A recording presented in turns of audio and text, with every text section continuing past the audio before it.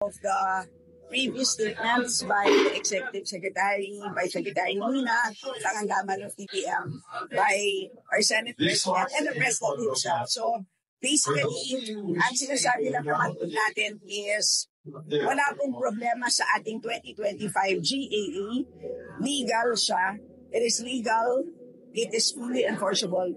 It is valid. Dahil po, ang ating enrolled bill, ibig sabihin po, ang General Appropriations Bill na nanggaling po sa Congress ay kompleto. Walang block. So that's basically the reason for why ang naging basehan ng GAA ay kompleto. And just to clarify or to reiterate, at the point of signing by the BICAM members, ay lahat naman po ng appropriations amounts have already been decided upon. Ibig sabihin, lahat po ng naging corrections ng ating technical staff, lahat po yan ay ministerial na naman. Ibig sabihin, calculate, pipigil lang po. So, lahat, wala na po silang discretion dahil lahat po ay decided na po by the BICAM members at the point of signing. Nagkakabuhol-buhol na po ang pagsisinungaling ng mga mambabatas.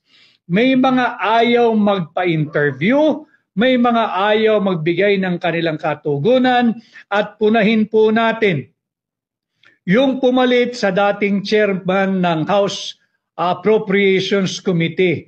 Yung dyan po sa Marikina, yung ating mga kababayan dyan sa Marikina, si Congresswoman Stella Kimbo, siya po ngayon ang kinatawan o chairperson ng Committee on Appropriation. Siya rin po ay nakapirma doon sa mga blankong dokumento ng Bicameral Conference Committee.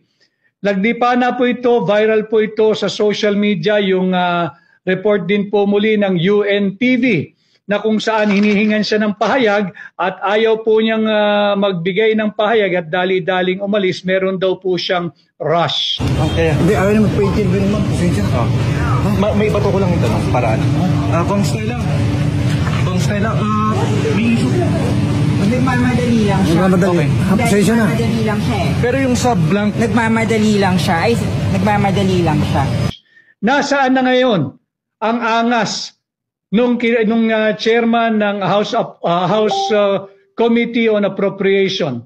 Nasaan na ang angas ni Congresswoman Kimbo?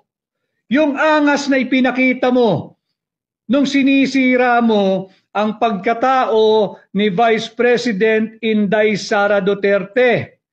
You are not allowed to do that, Madam Vice President. You are not allowed to introduce any motion. You are a research person this hearing, Madam President. I'm not moved, ma'am. I requested. Nasaan na ang tapang mo? Nasaan na yung giliw mo, yung kisig mo?